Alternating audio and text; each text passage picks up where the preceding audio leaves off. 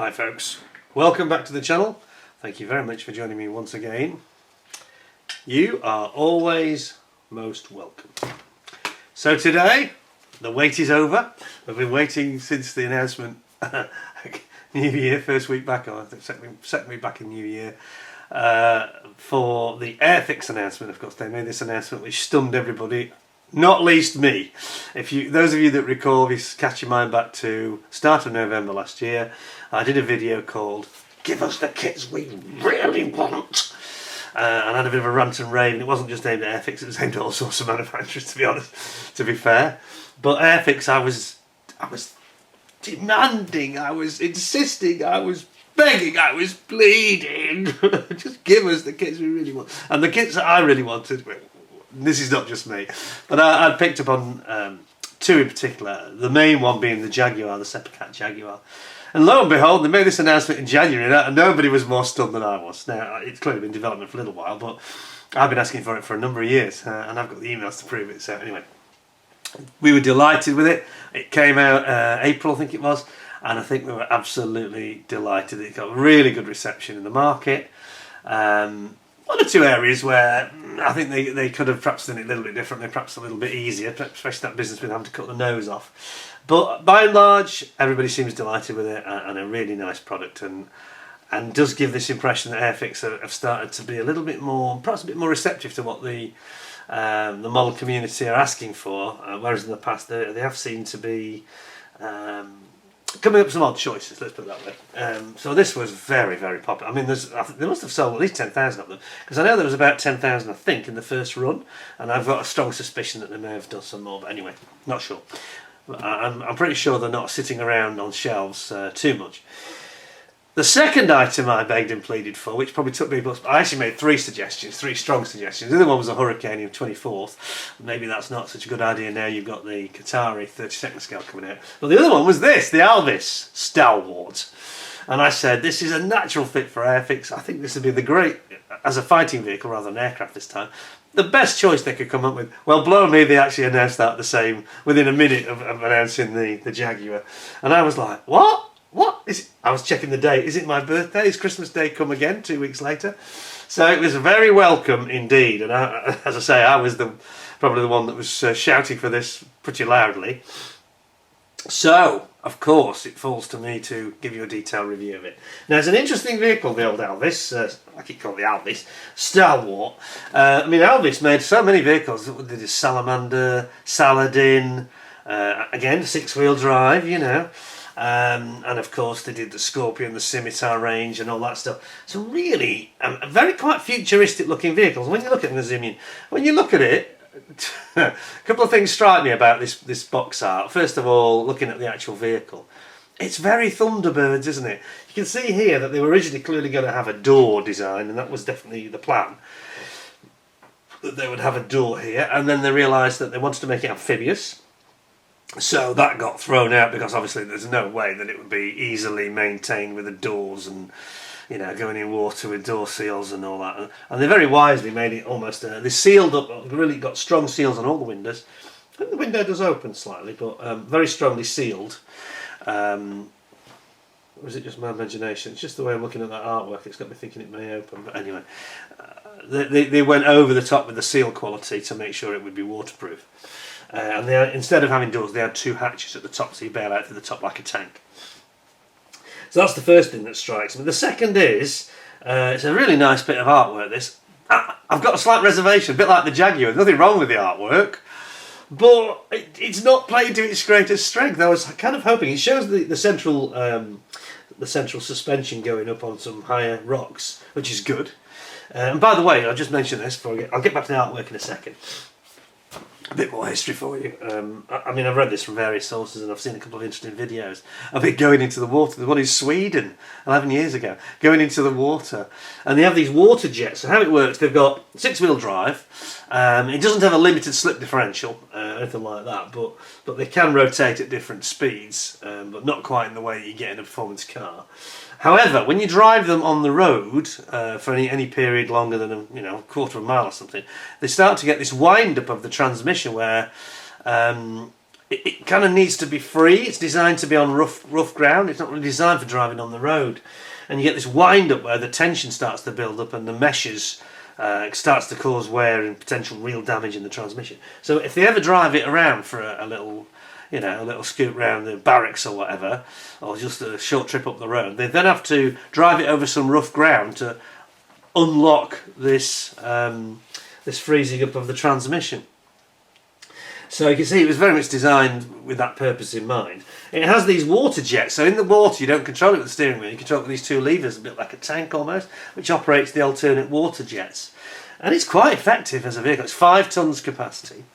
It's quite an impressive thing. I always thought they were cool looking, and again, like I said, very Thunderbirds. It looks like a Gerry Anderson design to me. Anyway, go back to the artwork, this is where I started this bit. I just wish they'd had it coming out of the water, because I think they've undersold it again a little bit this time. I don't know who's done the artwork. It's probably Adam Tooby, and he's a great artist. There's nothing wrong with it. It's just kind of understanding it in terms of its potential. I would have had that.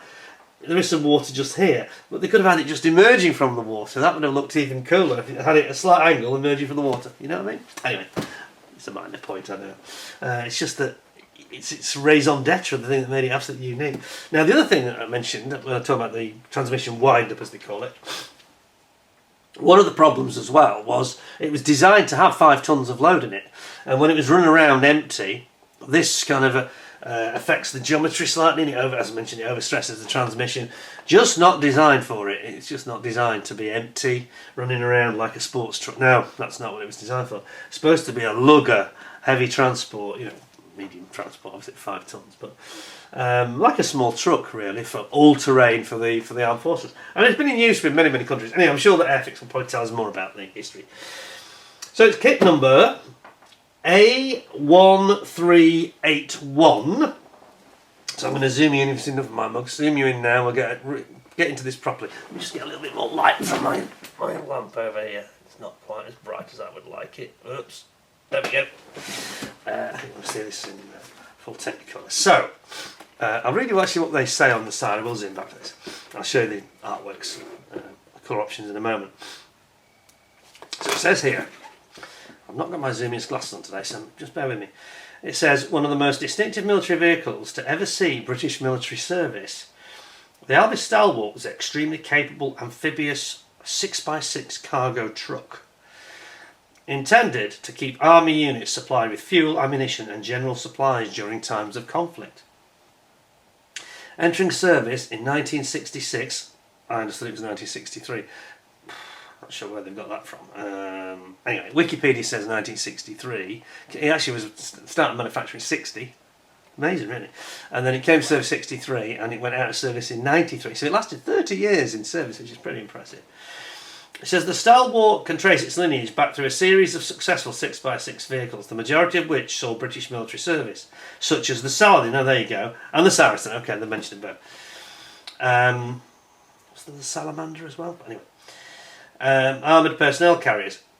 A true amphibian, the Stalwart boasted watertight seals to protect all the vital components, enabling it to deliver its vital cargo across bodies of water not served by hedges or temporary crossings, climbing out of the water on the other side as if the ground was shallow or compact enough to support its weight.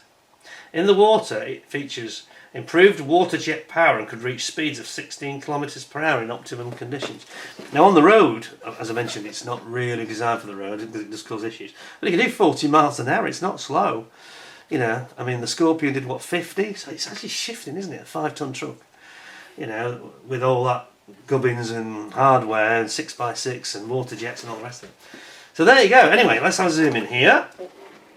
By the way, I've actually just nicked the tape to have a quick peep on this. I've had this for 24 hours now, so you're seeing this relatively late compared to when I got it, but I had some work going on at the house yesterday, very noisy work on my driveway, having the driveway cleaned, and there's no way I could have recorded, so unfortunately we're actually a day late. This was going to be done on Monday evening, but there we go, doesn't matter. Have a look at this, see what you think. So we've got 3 options here. And as you can see, they are British Army of the Rhine, Exercise Spearpoint Crusader, and that's in 1980 in West Germany, And then we've got, sorry, I'm just struggling to read this. You can probably see it much better than I can. We've got D Squadron, the 4th Royal Tank Regiment, British Army of the Rhine, West Germany, 1981. And then the Ordnance Corps, Lungershall Vehicle Depot in England, which I think is in Wiltshire, isn't it? Down near Salisbury Plain, I think, in 1969. Okay, so you can see they've got the not much camo, just green, or you've got a bit of camo, or you've got more like the battlefield style camo there. So there we have it. So in terms of the details about the manufacturing of the kit, it is brand new, of course, and I just want to say thank you to the Airfix team for actually producing this, because I think it's going to be a good seller for you. I'm sure it is. It's a nice vehicle, so perfect for their range, I think, this one. So well done to Dale and his team, design team, etc. We'll see what it's like inside, what the content's like. But it's clearly it's made in India, and of course the design is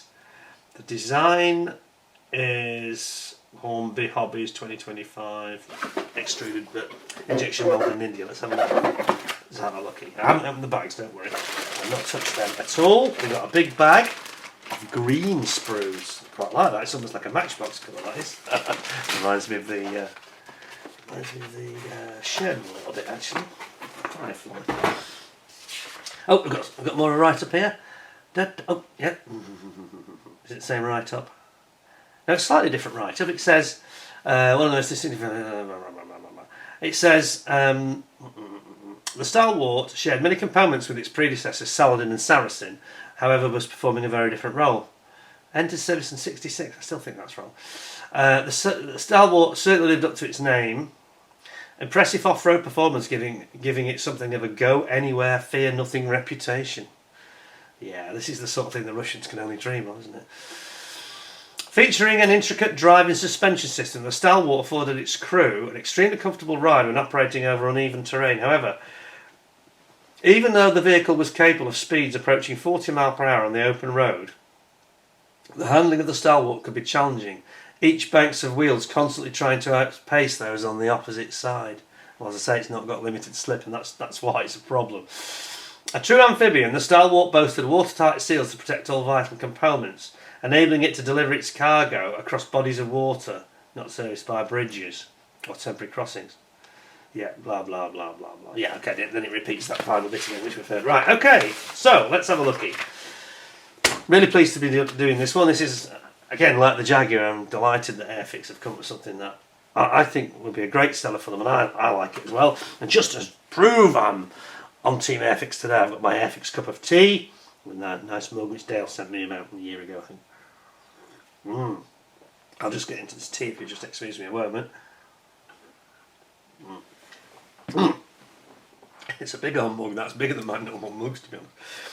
Right, we're going to start with some decals, which I think were designed by Jonathan Mock, our old friend from Interesting Modelling Company. So there'll be not a lot of decals, obviously, because it's the nature of the beast. It's basically a truck, isn't it? You know, but there is a little bit of interesting sort of cross eyes or scan eyes. Look at this. See it? That's quite cool, isn't it? Yeah. And then the rest is just the usual stuff. The basic military markings. You've got instruments though there as well. So those are very nice. Yeah, nice little decal sheet. I presume they're cartograph. Does it actually say that? Let's check this for you. Have a quick look on the. It doesn't mean. Oh, decal scheme and pack design 2025. Yeah, okay. It doesn't actually say. So maybe it's not cartograph. Not sure. Anyway, let's have a look at the old instructions. Now then. One thing that I have had a bit of a moan about recently, which is not unusual, I don't mean me moaning, I mean specifically.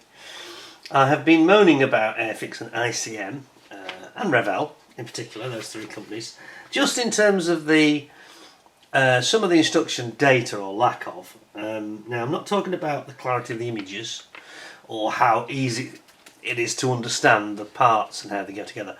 I'm just talking about the lack of information. I just wish that we had something a bit more like, well, Meng have started doing this, and I think also, who's the other one from China who started doing it? Was it Tacom? No, I don't think it was Tacom, was it? But certainly Meng have started this thing where they are explaining, saying this is the transmission, you know, this is the drivetrain, this is the cabin, this is the turbochargers or whatever. I think we have to have that, and I know I'm going over old ground here, but I really think we have to have that, even if it's only. I don't think we have to go into the details as much as Tammy I do, because they go into every frame has got quite a lot of detail about what you're building, which I like. I do like that. I don't think they need to go perhaps those lengths, but just have a basic thing about chassis, suspension, you know, cabin. Some of it's self-evident and obvious, but some of it isn't. Some of it is quite complicated. I always refer to that ICM, the Tahi helicopter, which has got a lot of complex components in that, you know, the engine and gearbox and you're building up parts and thinking, well, I don't know what they are, you know. It's very hard as a reviewer, unless you can't easily find that out on the internet. People say, oh, you do research on the internet. Well, I keep saying, one person can do this. I don't think there's any excuse for Airfix either, really. And ICM, I've said the same about them.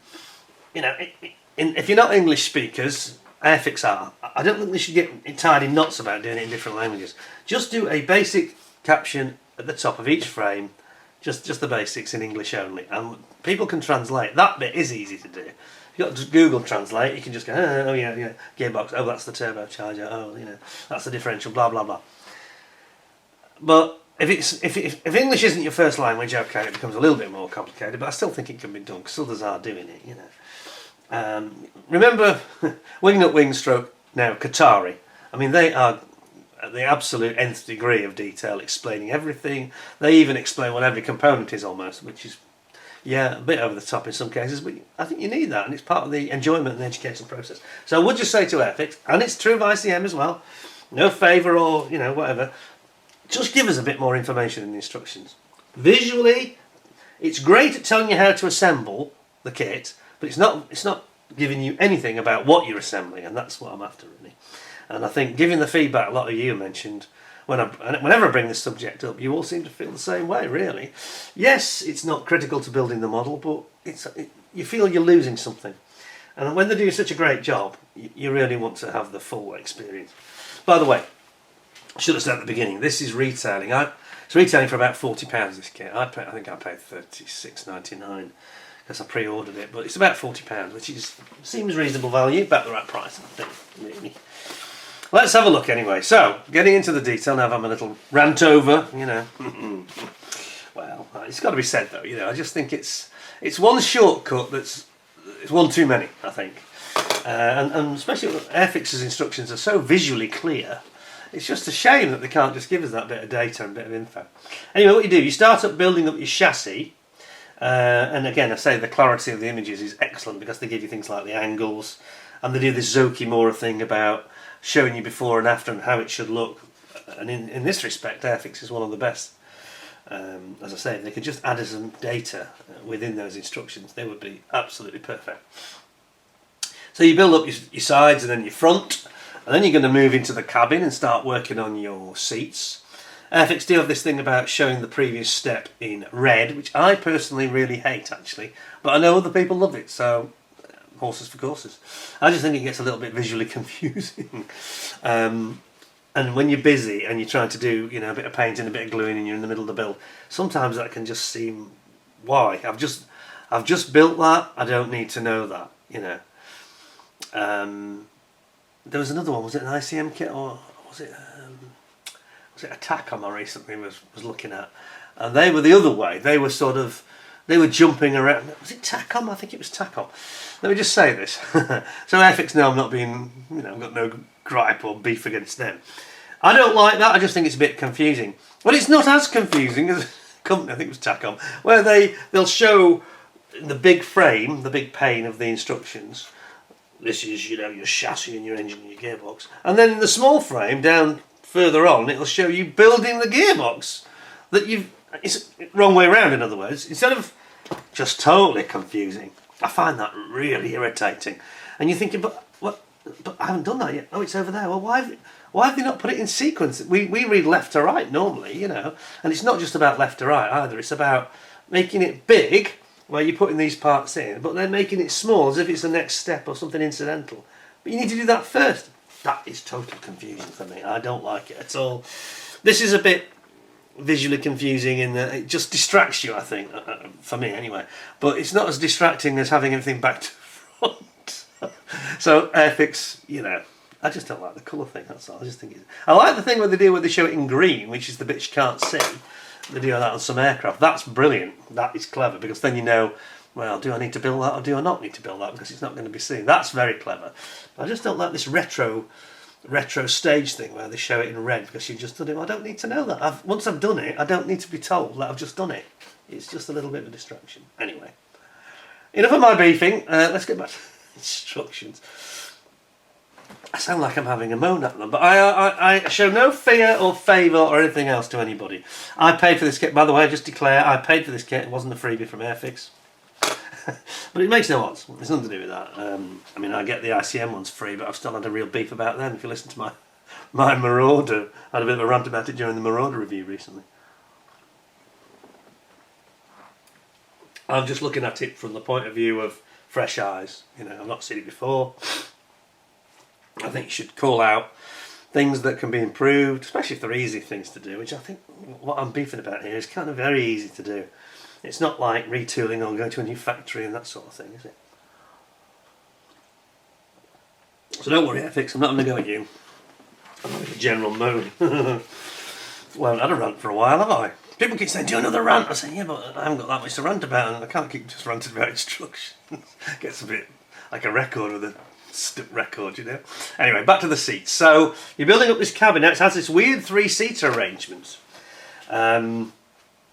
And I'll show you in a second that it's got these weird levers. So, as I mentioned earlier, you've got levers for controlling it on the water, and you've got the steering wheel for controlling it on the road. So once you've got your three seats and your steering wheel goes in, and then you will notice, yes, okay. So this is based on a production version. I think the one we saw in Sweden was had been modified, but you've got here. See, again, this is exactly what I was moaning about. You can see why I'm saying it, can't you? So what is this? I'm wondering what this is. Why can't they tell us what that is? I've got no idea. You know, I've never been in a Stalwart. I don't know what it is. It's clearly some sort of pump or hydraulics or... I don't know, but why can't they just say? I think that would be better. Much more, you'd learn more. You know, I don't want to go and have to get the original blueprints out to understand what the heck I'm building, really. But anyway. It's not just Airfix, as I say, ICM are doing it, so please all take note. Anyway, you've got your decals going in, your instruments there. Now these are the levers here that control, I know this because I saw the video. These big levers on the left, these are the ones that control the water jets when you're in the water, when it's gone amphibious. And then you've got here, this is also some kind of part of the water. Again, it's not telling us though. I find it very frustrating, especially with a complex and unusual machine like this. I want it to tell me what that is. Control unit for the water jets, I presume. Anyway, and then you've got your sort of major bulkhead, which is going on the back of the back of the cabin, and then you've got your very truck. And I just want to say this. I mentioned earlier that I thought it looked a bit like Gerry Anderson. Just take a look at those. Do they or do they not remind you of the SHADO mobiles? Apart from the fact it hasn't actually got a door. The shape of that, it looks like a SHADO mobile to me. From UFO. Again, you see it there, can't you? Definitely. And then we're putting it on the red bit. Oh, I don't like the red bits. And again, it's showing you the angle it should go in at, which is really cool. That I really think is excellent in the Airfix kits these days. They're very good at giving clarity of how it should look, how it should fit. Friend David Mummery recently had one of the ICM kits. I mentioned them. I won't say which kit it is. I think I'll leave that out. But it wasn't one of the newer ones. A couple of years ago, and that had got some very vague, unlike this, which shows it in situ, so you know exactly where it fits. And it was showing a bit of vagueness about where they actually go, the parts. And I said to him, he sent me a couple of photos and said, you know, is it me or? And I said, no, that's really vague. I said, it's not kinetic vague, Sea Harrier, where it just has things suspended in the air. You're supposed to imagine where they go, or an arrow that just points toward a little component, and an arrow just points toward the main fuselage and put it in over there somewhere. It's not quite kinetic vague, but it is Edward vague. Do you know what I mean? Because they could be a little bit like that as well. Oh, nobody's escaping tonight. I've criticised everybody, you know. Right, back to the cabin. Right, so you've got a couple of holes to drill here. Zoom you back in. A couple of holes to drill in, and then you've got your top hatch area, which is where the escape hatches are, or access hatches I should say. Oh, you will need to escape if that drive system goes wrong, it sinks. Obviously it's designed not to sink now, because it's completely sealed. It's a very clever concept, isn't it, the Stalwart? I think it was a very cool vehicle. Check out some of the videos on YouTube, there's some good ones, it floating about. And then you've got some sort of, again, they're not telling us, no idea what these things are. So it's obviously something, I think it's the exhaust system actually. I think it's to put the exhaust high up. Yeah, at the back it is. It's the exhaust, isn't it? Well above the waterline, gotta be. But that's down to my knowledge, not down to any help from Airfix. And then we've got the load area, and this looks quite cool, and it looks like it's in one great big moulded section, which is quite good. So you're putting in your exhaust, which I'm sure they are. Put in your load area, and then what have we got there? Don't know, doesn't tell me, no idea. And then you've got the back, I think it's like a a flip down, like a load, almost like a tail lift. I don't think it's a lift, but it's just a tail. What do you call it? Tail flap, if you will. And then we're getting into the really interesting part of the vehicle, really, which is this very intricate suspension and drive system, where it's got many dampers. Look at this. Look at this. Reminds me of my Honda car, which had all its problems, of course, for 6 months, with manufacturer unable to source new dampers, which is bizarre. But look at the number of dampers on this. Imagine what that bill would be. Jeez. So it's got how many? 4, 3, or 7? Another 4, 7, 8, 11. 11 per side. That's incredible.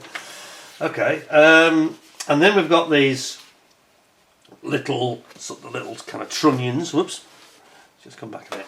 The little sort of trunnion axles. Of course, it's steerable wheels. Now, the front.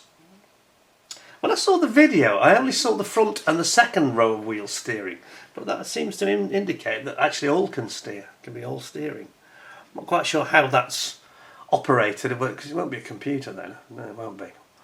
It obviously has some sort of linkage, and if it feels that if you crank some more lock, it probably gets all 3 of the wheels, or 6 of the wheels, steering. And perhaps when he puts minor movements in, it's perhaps just the front, and then a bit more the front and the second row, and then finally the third row as well. I think that's the way it works. But there you go. So you've got this what looks like you can pose them. They click into place. You can see there they click in. So that's great news. You're not going to glue them. So they will be steering on the kit, movable on the kit, which is really good. And those of you who remember, cast your mind back 12 months ago, I did the review of the Puma from Ryfield and from Mini Art. And everybody was saying to me, oh yes, but the Mini Art's got a lot more detail, which it kind of did have on things like the little hatches. It didn't have a huge amount more detail around the engine area, but one thing that I thought really condemned it was it had really nice wheels which were plastic, whereas Ryfield had rubber, but the rubber ones on the Ryfield were excellent, so there was nothing in it really. But what condemned the Mini Art was it didn't have posable wheels. They weren't movable. I thought that was crazy, and it was much dearer, and this really made me have a bit of a rant about it. And I remember debating with Jason from Model Kit Stuff. He was convinced that Mini Art was better, had more detail, a bit finessed. And I said, yes, but I know you don't like Ryfield, but I actually, on that particular occasion, I think that, although it had the rubber wheels, were perfect. They were probably the best I've ever seen. And just to prove the point, I bought the Ryfield extra resin wheels, tyres. Waste of money. It was just a waste of money, really, because I'm not sure I'd use them, you know, might sell them on. But sorry, the sort of point I was making was just the fact that steerable, you know, if they've got steerable wheels, it needs to show that on the model, really. I just don't think you can, especially when it was 70 quid, 65, 70 quid, it was a lot of money.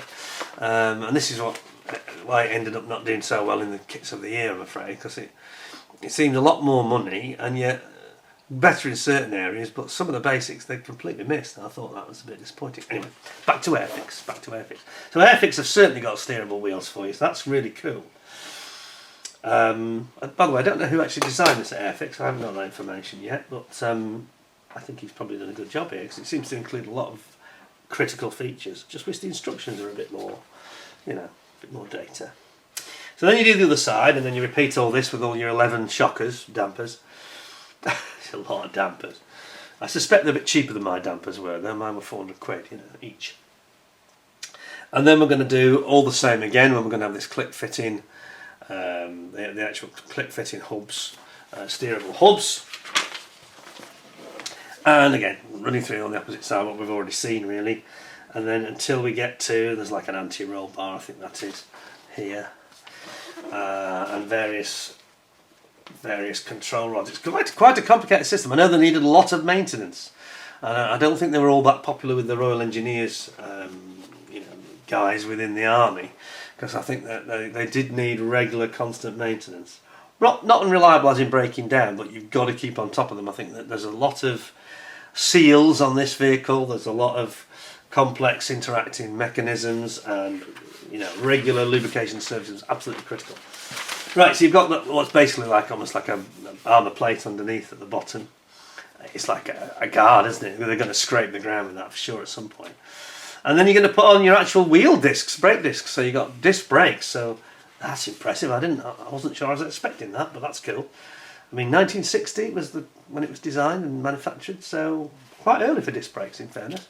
I don't think they came onto cars till 64 on the Jaguar.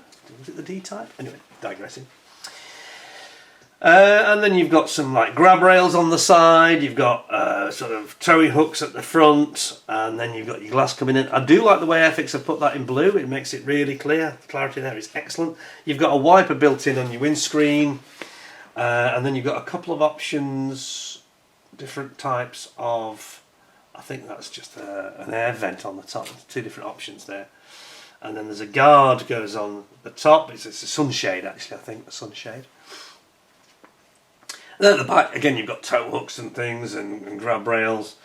I think some of them had a winch on them as well. I think that was an aftermarket optional fit, you know, at the factory. Although I suspect some were done in the field. Then down at the bottom left here, you've got your pickaxes and spades and general tools. A couple of petrol cans, gas cans, which go at the back there. And then we have an interesting thing. And again, it doesn't say what it is, and it kind of tells you if you read between the lines, but well, come on, if you can put this data in Airfix, why can't you say this is the splash guard at the front? I saw one video, just saying this made me chuckle, this did, I did some research. And there was one of these AI generated videos showing them operating, and it said, how did it put it? Well, the one I saw said the big plate at the front is not armour plating, as you would imagine. Well, that's true, but it is in fact a cover for the top hatch. No, it isn't. It's the splash guard to stop the water flying up the windscreen so they can't see where they're going when they're coming in and out of the water, and to stop the bow wave is essentially what it's all about. These AI things, you're thinking, really? I'm sorry, but I have a very low opinion of AI. I think it's very artificial unintelligence, I call it, AUI. Because I think I see a lot of AI stuff and I think that's just garbage. You know, you've got lots of facts wrong. Ugh. More than Peter Oxley does in his videos, frankly, and that's quite a few. But I can tell you that's true. But yeah, you've got the option of having it open or closed. It'd be nice if Airfix bothered to tell us what the hell it is. So it's a good job I know, isn't it?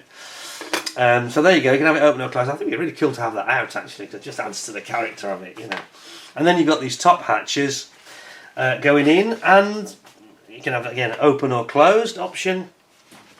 You've got the side flaps, if you will, which all have to have seals in them as well, of course. Very heavy duty flip down sides on the truck bed, and there's a rail on it, like I think that's a rail so you can mount the canvas top. And again, the flip down back flap. And then we get into our wheels and tyres. We've got our road wheels, have these great big extending hubs. Hang on a second, I'm not sure I like this. They've gone for split wheels. Really? Can't Airfix do it in one piece? Well, it doesn't need to be slide molded, does it? I don't think. That's a bit surprising to me. A little bit disappointing. I'm not saying the plastic's going to be disappointing, but you're going to have a join there and a seam, and you've got 6 of them, and they're big. So they'll be obvious if it's not a perfect join, they're going to be obvious and need a bit of clean-up. Now, I think that in 2025, that's past its sell-by date, to be honest. I'm not trying to be... They're not the only ones. Who else did this recently? There was somebody else did it on a kit. One of the ICMs, I think, but it wasn't a newer one. I think it was from 2 or 3 years ago. I think they should be moulded in one piece. Or, like the Ryfield example I gave, the Puma, go for rubber, because some of the rubber on the Ryfield kits is exceptionally good. I'm not saying we want to go back to rubber tyres particularly, but come on. Having it in 2 halves like that, that's poor. It's like 1973 again. I mean, really? I'm sorry, that's a little bit disappointing. I think it might lose a half a point for that. Anyway, let's hope they go together okay. I might be being a bit grouchy about it for no reason, but I don't like that on any kit. Halves, you know, I don't like it on aircraft either. No. Let's get away from that. You don't have to have it that way. It's been done for cost reasons, I suspect, and I don't like that. Anyway, mudguards at the back. A couple of lights are going in there as well. And then we've got the sort of cover. Is that a photo etch? Oh yeah, it's clear.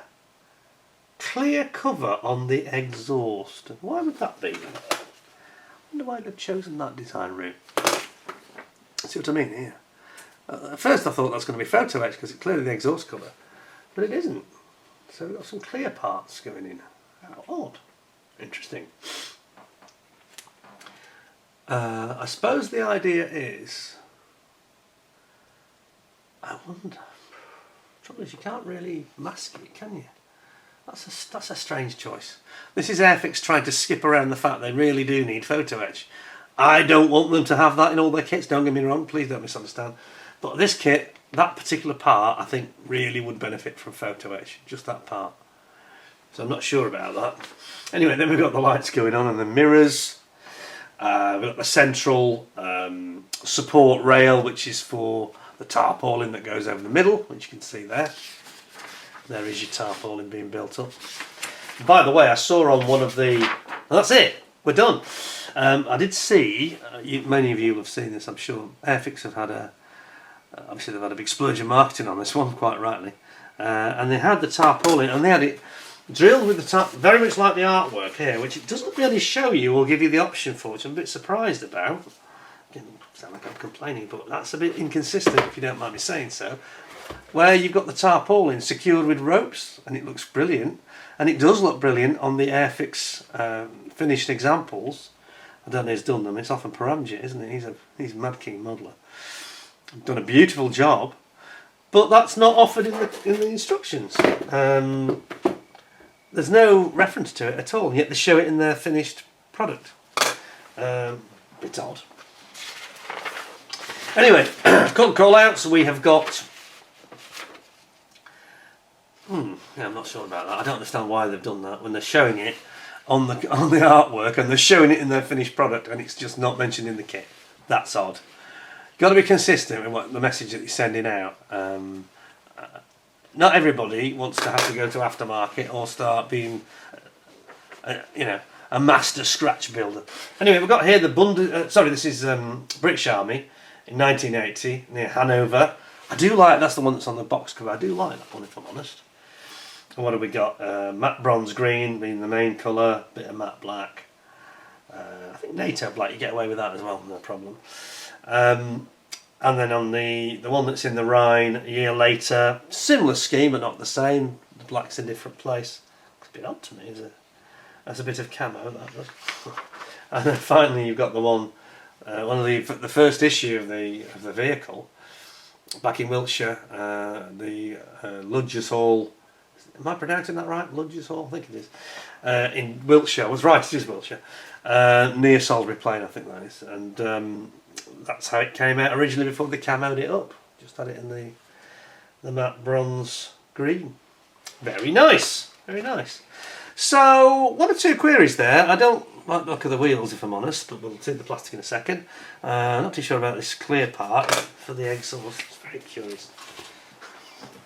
The idea is behind that. Trouble is, if it was the other way around, you could rub it off. You can't really put black on it and then apply like a swipe of green. Won't really work either. Just trying to get my head around the best way of doing it. I'm puzzled by their choice to go clear. Anyway, let's see what we've got. We've got, as usual, an absolutely ridiculously large bag.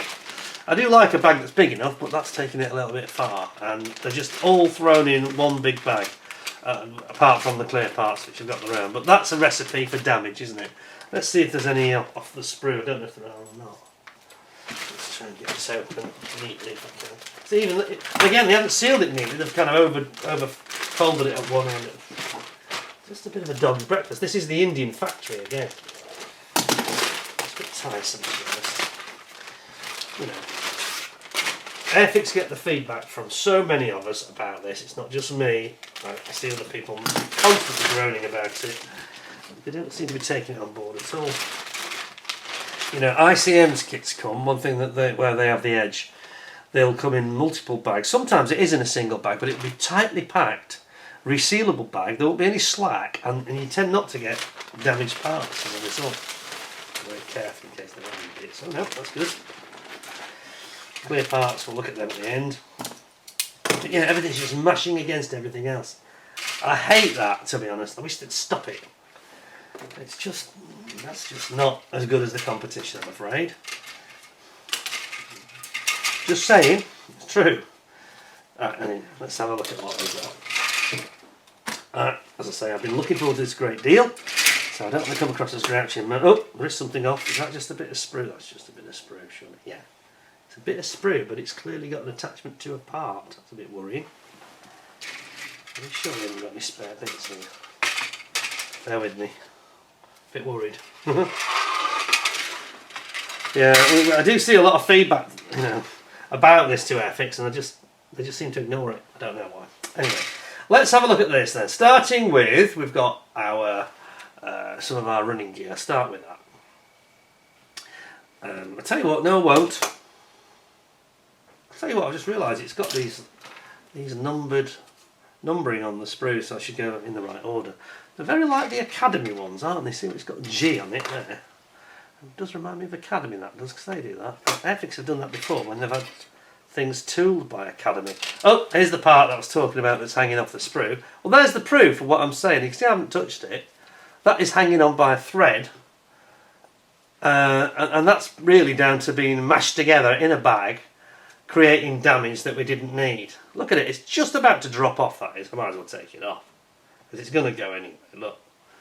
See it? There we go. Now that was unnecessary. I'll put that over there, so that's part of the exhaust. Anyway, let me do them in the correct order, because I know people sometimes say, very random in the way you do it. Let's do them in the correct order. I'll be professional, as I'm moaning about other people. I've got to do my bit. So, this is sprue A, and as I say, it does look a very Academy looking setup, doesn't it? So I wonder if they've had some involvement, you never know. So, here we've got our Gerry Anderson style, the sort of side panel. I'm going to say doors, but they're not doors, are they? Because they don't open. The side panels. Oh, there's a bit of sink markage here. Can you see this? Got a little bit of sink there.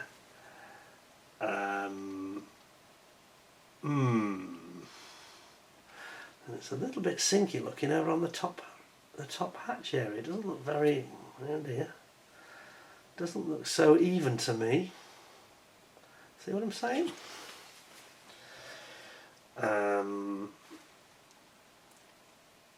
Yeah, I'm sure I'm not alone in saying this, that I remain unconvinced about this Indian factory. Nothing wrong with India, no problem with Indians or the country, but there's just terribly inconsistent. I'm not sure that's great, you know. Now, maybe when you've got some matte spray, you know, you've got your primer on there, it'll probably disappear. Or it won't be as obvious, but there's certainly something a little bit strange there. What else have we got? We've got it again. We've got it again over here. Can you see that? There's a lot of sink going on. Can you get that a bit clearer? Can you see it? Now, I'm a little bit disappointed. I didn't expect to be saying this, if I'm honest.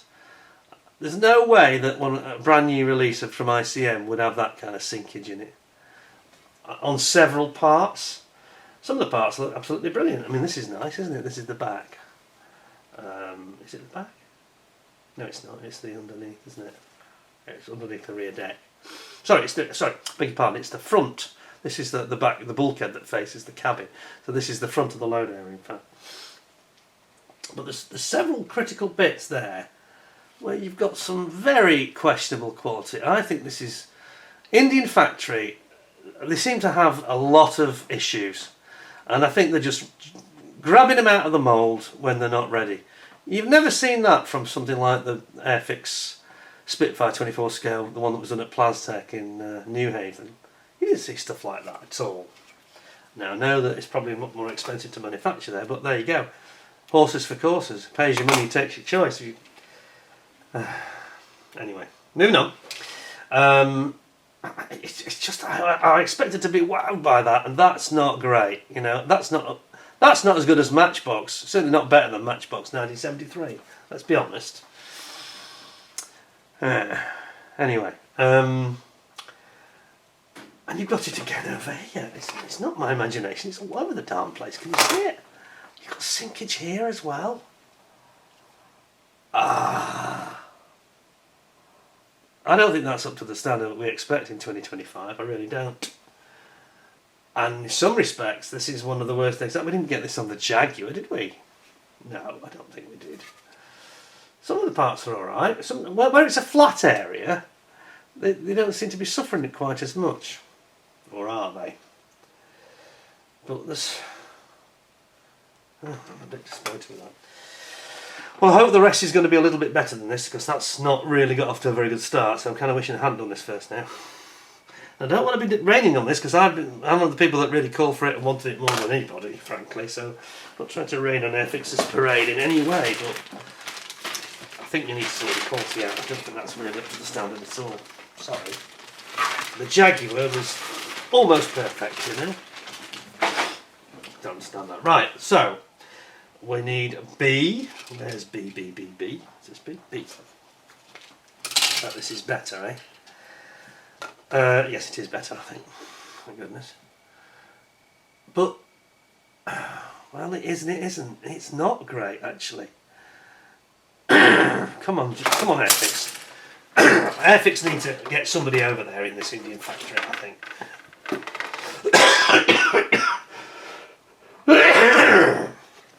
Excuse me. Look at the sinkage here. Airfix need to get somebody over. I've been in a situation like this where I worked for a manufacturer that had a factory in China.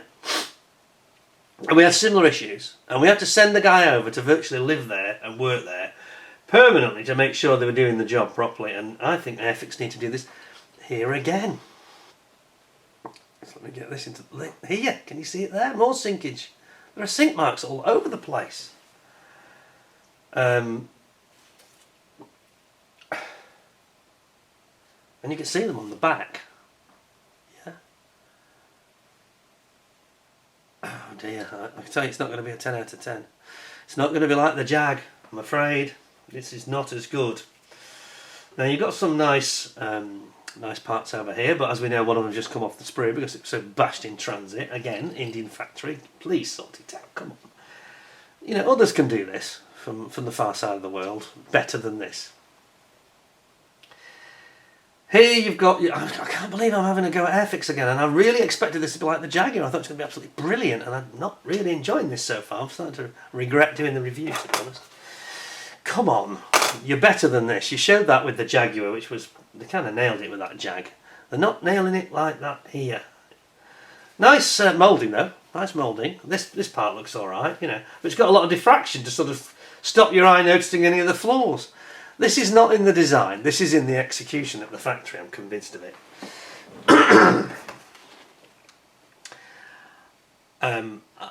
I can look you in the eye and say there is no way that when I started this review I thought I was going to see that. So much of it as well. I don't think it's good enough, you know. That's not as good as the competition, it's as simple as that. ICM are having them for breakfast. That quality, and it's not just about ICM, and who likes ICM. Just look at the Jaguar that we had a couple of months ago. It was better than that, much better. Oh, hope this tea doesn't taste too bitter. I'm not trying to have a go at them, but Isn't anybody checking this stuff? We've had a lot of complaints. We had problems with the helicopters, I know, with the Sea King, people had issues. What was the other one that there was a big problem with? Warpage, and well, we had several problems, didn't we, in the Sea King? There was, but some people had an excessive release agent. I didn't see that, but I know somebody who did. And then we had issues with the there was warpage, and there was issues with the fit of the back of the cabin bulkhead to the main load area inside, or passenger area. And then they seem to have got on top of it. The Jaguar, yeah, it seemed that the quality was pretty good. Somebody did make a comment, and I didn't spot it. There was a sink mark, which I didn't spot. I only noticed when somebody else drew attention to it. But it was so hard to spot. I thought it was an excellent kit, that, really nice. And I am just as enthusiastic about the subject here, but the execution is not as good. I think we should say that right out and call it out when we see it. Okay, so this is the exhaust. It's a nice part, just a shame it came off, down to bad packaging. Please take note. I mean, how hard is it to just get some bags that are the right size? Why can't they have bags that they just seal? Here's another option that surely has no cost to it to fix that problem. Just get the staff at the factory to seal the bag, say 1 centimetre or an inch beyond the sprues, instead of sealing it 6 inches beyond, so they're all rattling around. You know, that wouldn't cost them anything, just to put the crimper in a different position. I do it myself. I reseal things when I borrow people's kits. Anyway, just taking it a bit of a rant. Not the plan. No. And I'm not one of these guys that's going, oh yeah, it's fantastic because I asked for it. And in the Jag's case, it pretty much was. I had 1 or 2 reservations, but no serious complaints at all. Love the kit. I'm going to build that one day for sure. This one I was planning to build as well, but I wonder if this is typical of everybody else's example. I think they should have a... Let me know in the comments anyway. So we're on to number D, sprue D. And here we've got this lower, the mounting points for the where the transmission exits are, and you've got all these kind of drive shafts for the transmission here. Then you've got all your amazing 11 per side dampers, and that's a lot, let's face it.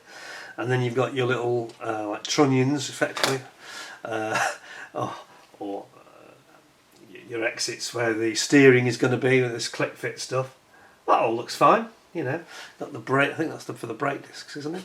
Oh no, that's for the. Sorry, it's for these steerable trunnions, as I call them. Here's your wheels, which I've got some reservations about the design of, as you know. I just don't like split wheels. I think that it just gives the model a load of trouble. So that's that one. Nothing wrong there. That's absolutely fine. You've had a sprue without any major flaws. Things are looking. You sound like an old grouch, don't I? Sorry, I'm just being fair. I just don't. I'm surprised that that's been released from the factory like that. And what have we got here? We have got the tarpaulin, and in fairness, that seems one of the best parts in the kit. Really, it's not perfect, but it's close enough. I'd say. I think it's quite nice. It's almost like somebody else did it. You see, the trouble is, if you get a big factory like that, it's very impersonal and people change shift every hour or two. Excuse me, things can go wrong. But I'd say that's very nice. That's more likely to see from someone like ICN. I think they've done that brilliantly. There is a slightly strange element, I don't think you make it out here, in the mould, where I think there's been a bit of polishing. Maybe a bit of a flaw in the mould, and they've polished it. Can you see that? There. But I'm really being picky. There's nothing wrong with that. There's nothing wrong with that. That looks great, and I think when you spray that, that's going to look really cool. And then, oh yes, okay.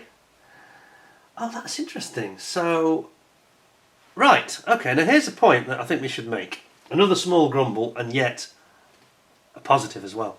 So I complained in the instructions about it not showing anything about the rope ties and the holes.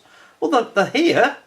So you can do it, but it doesn't mention that in the instructions at all, did it? I'm going back to check this, because that's a bit bizarre. because it looks like in the plastic they've done a brilliant job.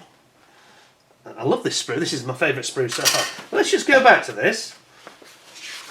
Does it tell you how to do that at the end? Does it? Bear with me. No, I don't think it does. There's no mention of the rope ties or recommendations of how to do it. Nothing. It's just glossed over, really. It's just glossed over. So obviously you need to use some thread or something to simulate some rope or cable. It's rope, isn't it, in real life? Well, hats off to Airfix for actually doing that, because from the instructions I thought, well, that's great, isn't it? There's no mention of that. So that final bit of construction and icing on the cake, why isn't it mentioned in there, you know? Is it because they haven't provided the bit of rope? Is that because they don't like providing extras, including masks? Something else ICM and Airfix have in common. Neither of them provide you with a mask set. Anyway, not being grumpy. Disappointed that they haven't alluded to it in the instructions. That's a bit weird. That's a beautiful sprue. I like that's my favourite sprue so far. Much more to the standard we expected. And now, dreading this one. C is this big one. It's a very big wobbly, don't you see this? It's incredibly wobbly sprue. I think they made the sprue too big. And again, all the sprue sizes are all completely different. There's no consistency here. You know, you look at ICM and Tamiya and all the other guys, even Revell actually. They tend to have a universal sprue size or two sizes. They'll have like a small sprue, like a half sprue or a big sprue. Well, here we've got one massive one and the others are all smaller than this one. Bit weird, to be honest. It's as though the designer designs the parts and the kit, and then it goes off to this factory and they come up with whatever they feel fit, really. It does feel like that sometimes. Anyway, let's have a look at these wheels and tyres, because this is something I did grumble about, my first grumble in fact. And I seem to have grumbled a lot about this kit, which is not at all what my expectation was going to be. So we've got some very nice moulding here. Can we see what... Can you bear with me a second? I need to just change my glasses while I just look at this. That there for you. I want to see what it says. Quick glasses change. Oh yes. So it's got Goodyear. I don't know if you can make this out with the camera. Let me see if I can get you on maximum zoom. It actually says Goodyear. Can you see that? Make that out on the tyre sidewall.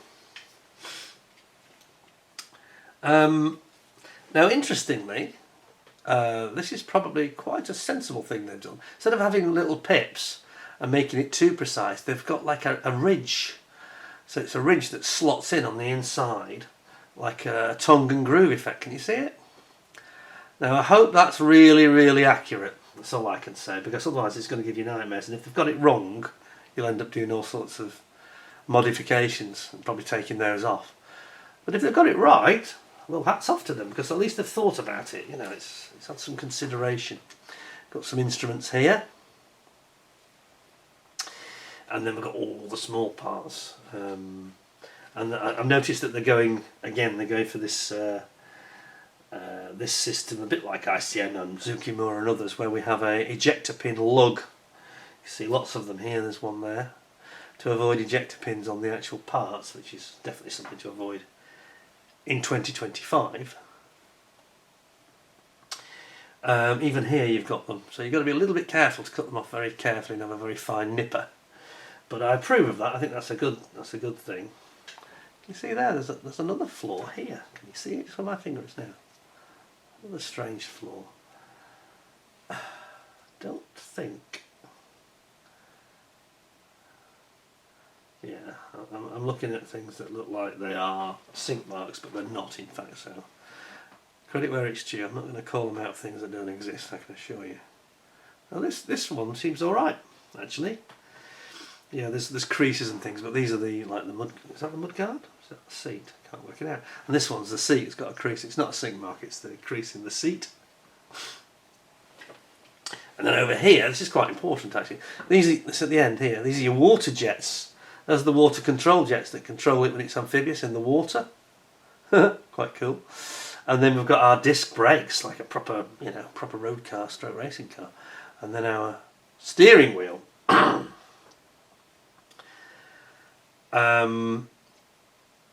And then we've got like a couple of like toolboxes and things.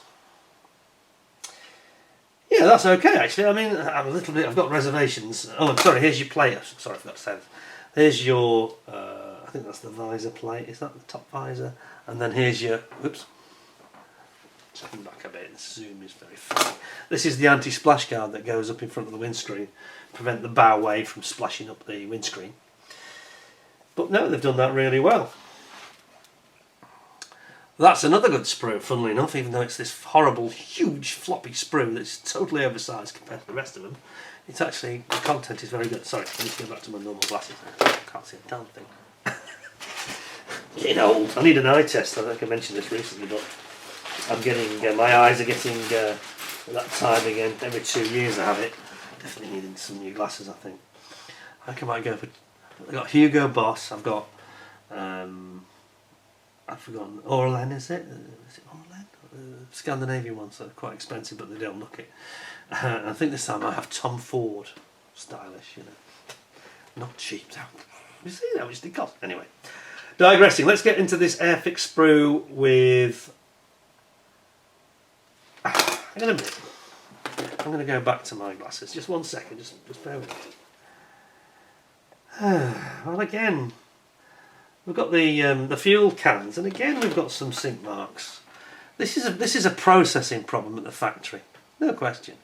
Can you see it? The second is the one on the right. Can you see the sink mark that's about here? I know it's only small, but it's just endemic of the same problem again. And then you've got all your tools, and they all look fine, to be fair. They're actually water. It says actually on it, doesn't it? Water. So they're not fuel drums after all. Jerry cans for water.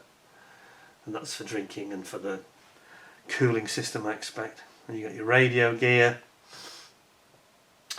And you got your spade. And they look fine. They look fine, to be honest. So,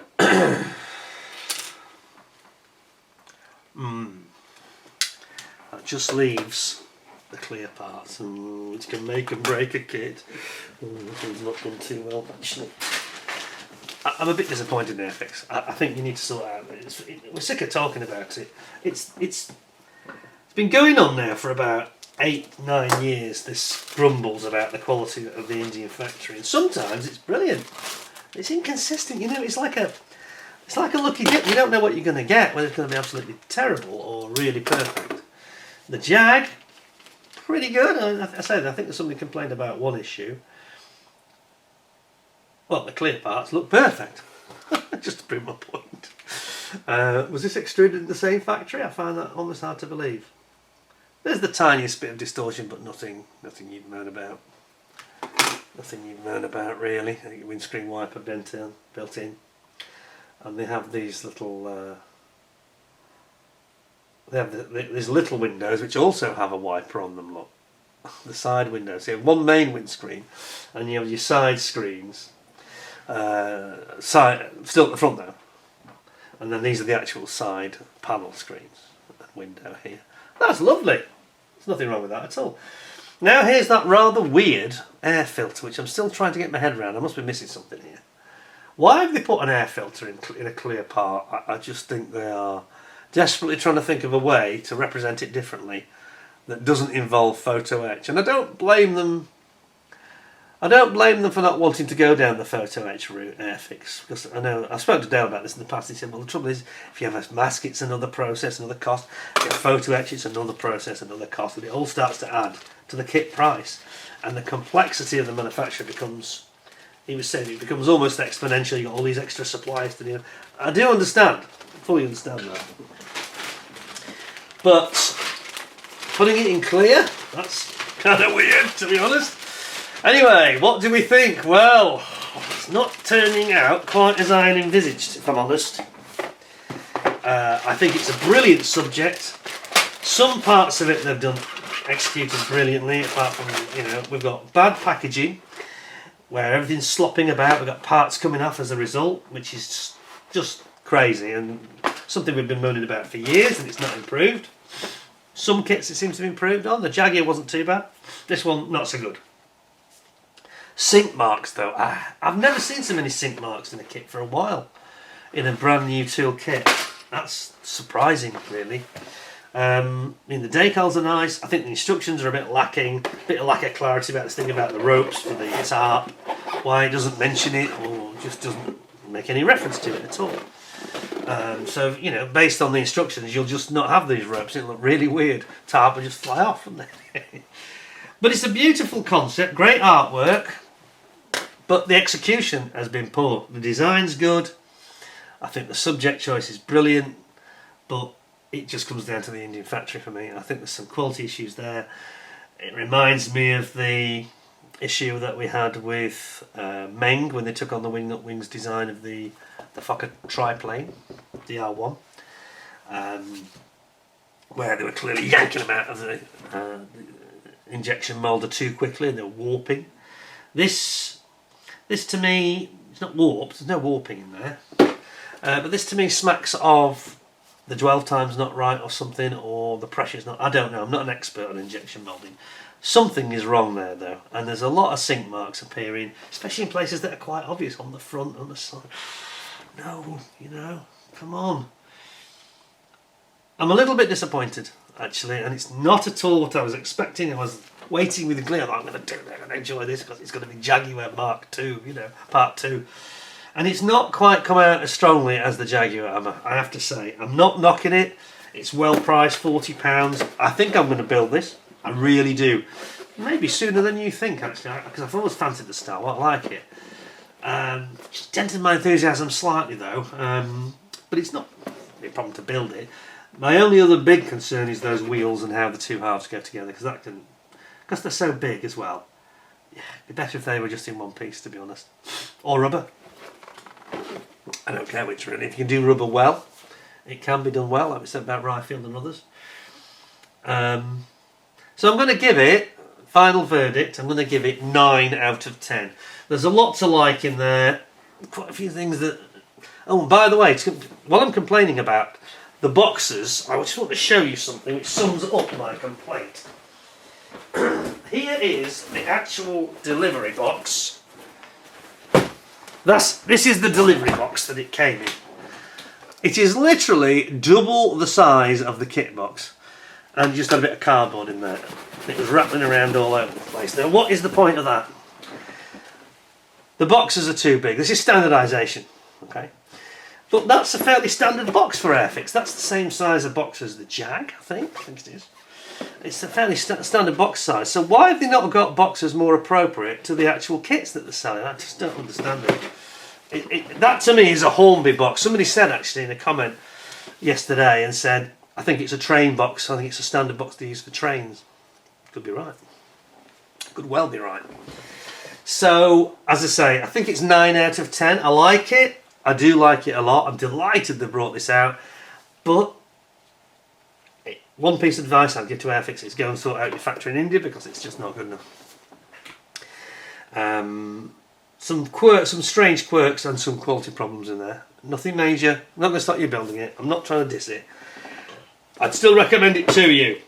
9 out of 10 is a very good score, but it's not quite what we expected, and it doesn't quite match the standard of quality of the Jaguar, I'm afraid. So, over to you, Airfix. I think it's just what to investigate, and you can probably dial most of those grumbles I've had. You can probably dial them out in a week. I'm sure it's all down to processing.